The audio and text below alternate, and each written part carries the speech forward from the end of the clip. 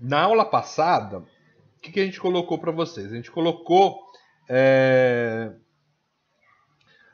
circuitos em corrente alternada e a gente nós trabalhamos também dispositivos passivos em corrente alternada. E estudamos qual que era o comportamento desses dispositivos passivos lá em corrente alternada.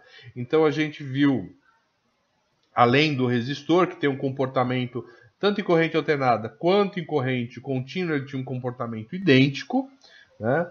Nós vimos lá que o capacitor é um cara que tem um comportamento diferenciado em corrente alternada. Para altas frequências, ele é basicamente um curto-circuito, enquanto para baixa frequência, ele é um circuito aberto. E aí, no meio da frequência, ele tem uma determinada impedância, né? E essa impedância aí está sempre 90 graus, né, defasado com a impedância do resistor. E o indutor, que tem justamente o papel contrário do capacitor. O que acontece no caso do indutor?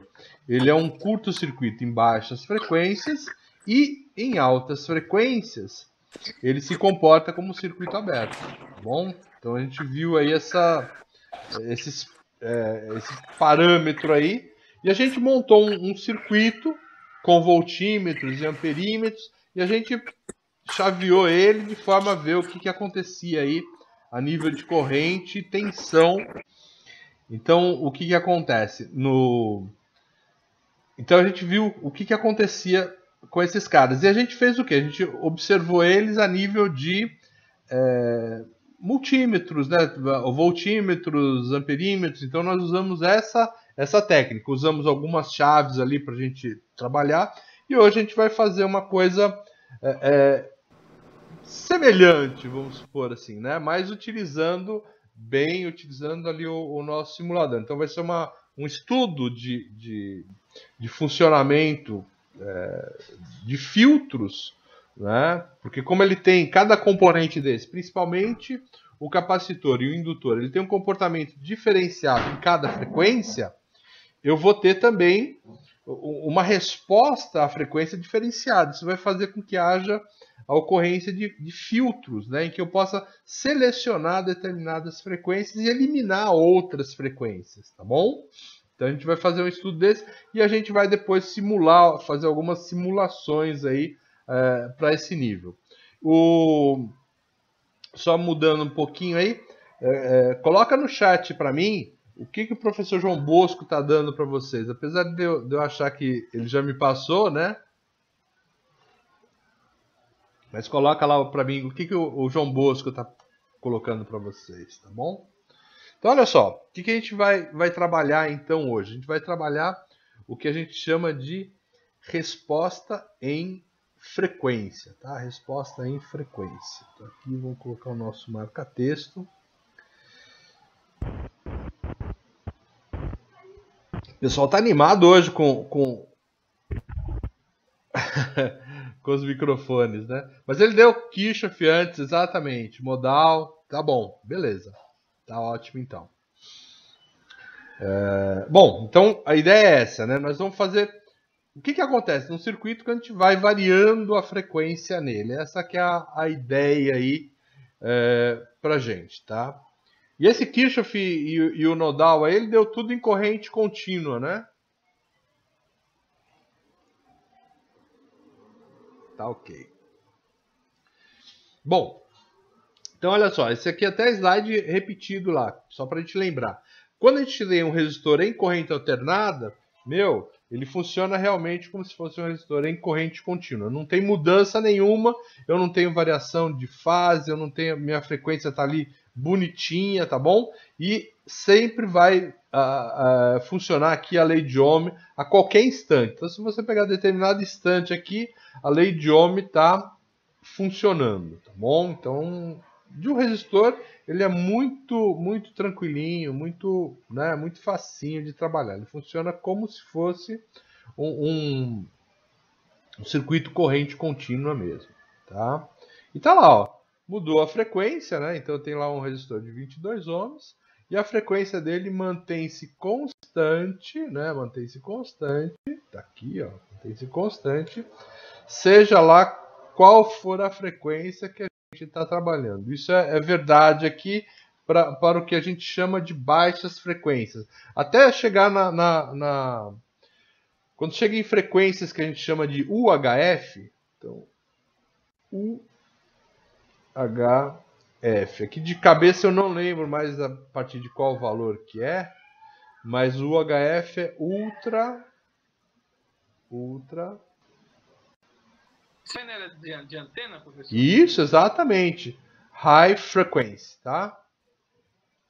Então, em frequências muito altas aí. O HF é onde a gente está em sinal de recepção de televisão, tá? Então, quando ele passa a trabalhar em frequências de UHF, aí o comportamento dele muda um pouquinho, tá bom? Mas como não é o foco, aqui a gente vai trabalhar com baixas frequências aí, até alguns poucos megahertz, então o resistor é o resistor mesmo, não tem modificação nenhuma, tá bom?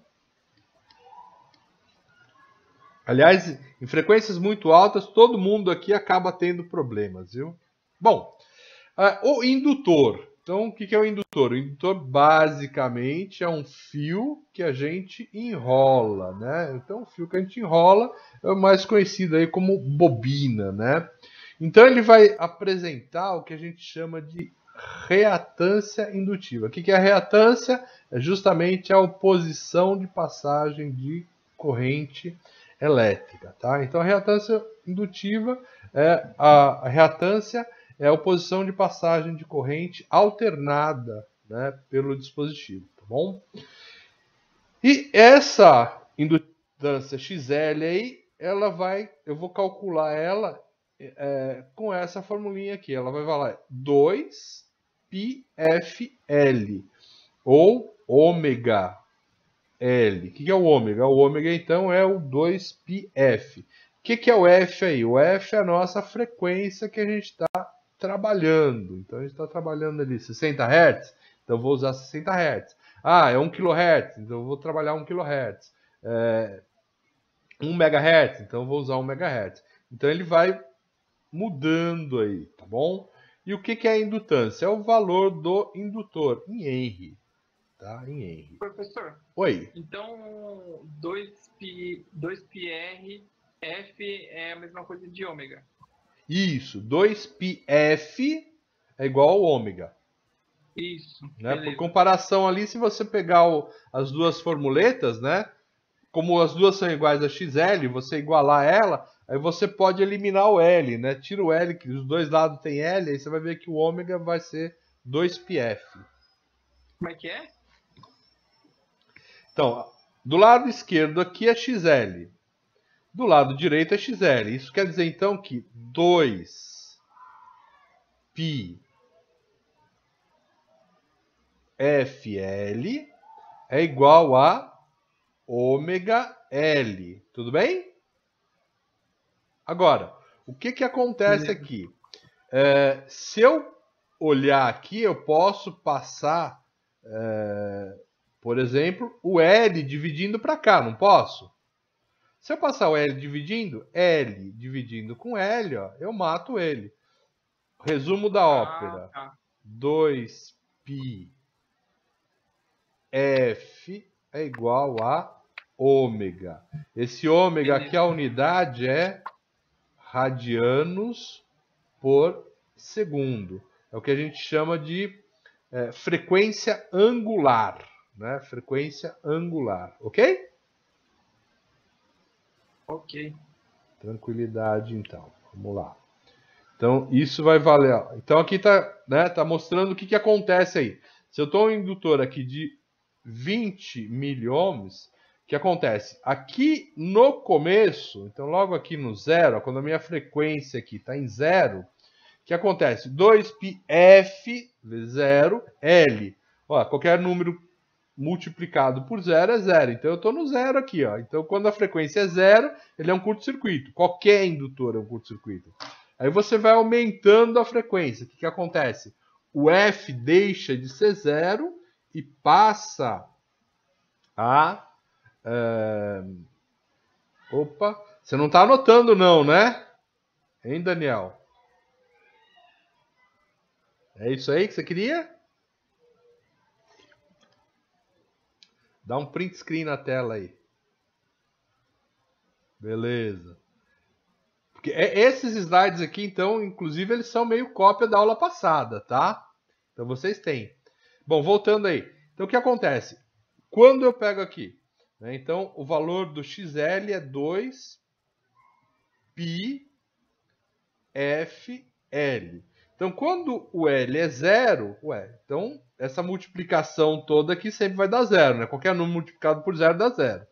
Então, eu estou aqui, ó, nesse ponto. Por isso que qualquer indutor aqui, ó, parte desse ponto, né? Parte desse ponto 0.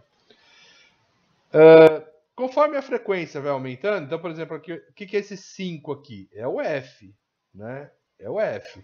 Então, se ele aumentar, vai fazer o quê? Vai fazer com que esse produto todo, o XL, ele aumente também. Então, é como se a impedância minha eu estivesse aumentando conforme a minha frequência aumenta. Então, aumenta a frequência, aumenta o XL.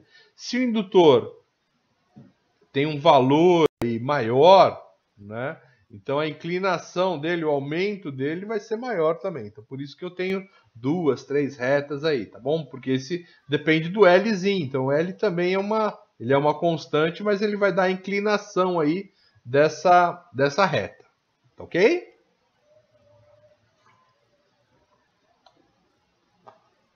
E aí tem aquele resumão que a gente passou para vocês. Meu indutor, se eu tiver na frequência de 0, ele é um curto-circuito, ou seja, ele não tem impedância nenhuma, né?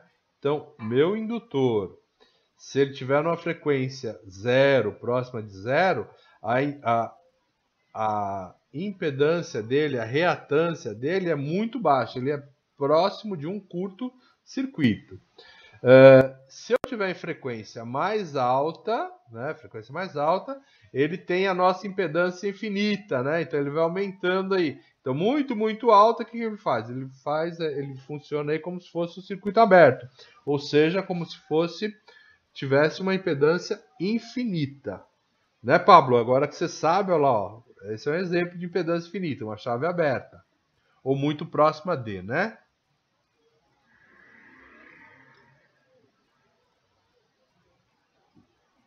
O outro dispositivo que a gente tem é o capacitor. E o capacitor ele é totalmente contrário, né? É como se fosse totalmente contrário ao indutor, né? Ele é totalmente contrário a nível de fase e tal, corrente. Enquanto um atrasa a corrente, o outro adianta a corrente. Então, eles são dispositivos que um cancela o outro, né? Um cancela o outro. Então, quando a gente coloca dois, né, um indutor e um capacitor em conjunto, a tentativa de um para o outro é sempre um suprir a necessidade do outro e eles acabam se cancelando, tá?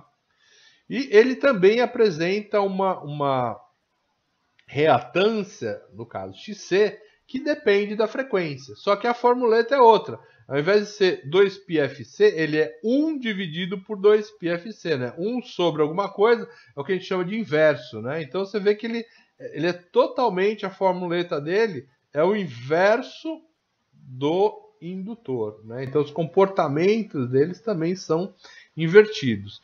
Então o meu C é o que? É a capacitância, aí a unidade da capacitância é em Faraday. O π continua sendo a nossa constante e F é a frequência, né? Da mesma forma que a gente viu lá na formuleta, o ômega aqui é o meu 2πf, tá? Então, o que mudou aí? Mudou que, ao invés de ser a multiplicação direta, eu estou fazendo 1 dividido por, né? Então, eu estou fazendo o que a gente chama de inversão aí, né?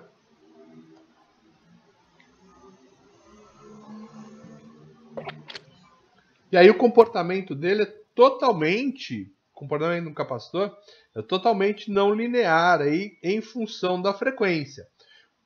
Então ele se apresenta quando a a frequência é próxima de zero, então 1 dividido por alguma coisa aí, porque o meu 2 π f vezes o c, 1 dividido por isso aqui, o que vai acontecer? Ó? Se o f é zero, vai ficar 1 dividido por zero.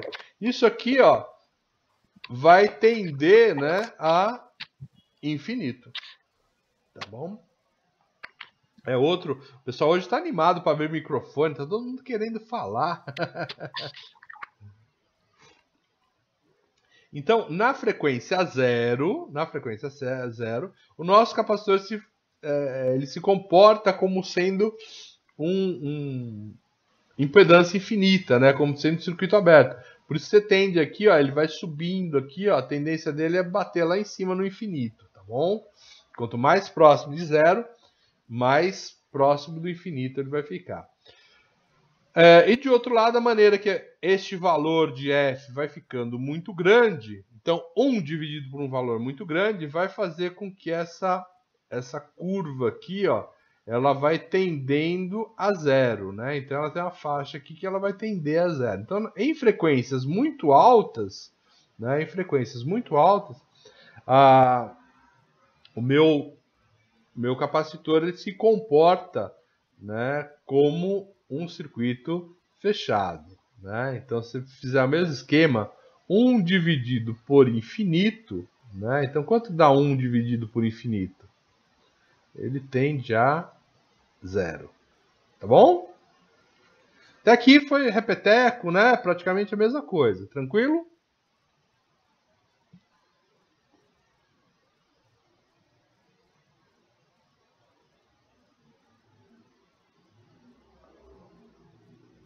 Tá ótimo, então.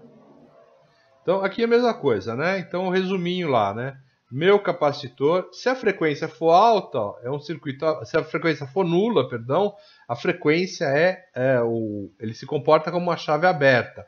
Alta impedância, alta reatância.